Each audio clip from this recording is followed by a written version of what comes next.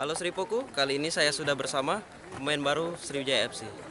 Ya Bang, bisa diceritain sedikit apa sih motivasinya masuk Sriwijaya FC?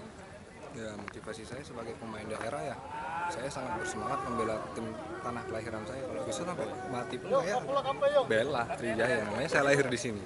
Oh ya, ini bisa diceritain sedikit sebelum masuk Sriwijaya FC ini gimana? Sebelum masuk Sriwijaya ya, saya masih latihan di PSTNI. Sebelumnya saya di main di Karawang. Ya, saya menerima telepon, ada orang nelfon saya, Sriwijaya butuh pemain muda, ya saya berangkat ke sini, latihan, terus sangat lihat, ya gitu. Ini sebelumnya ada pemain idola nggak di Sriwijaya FC?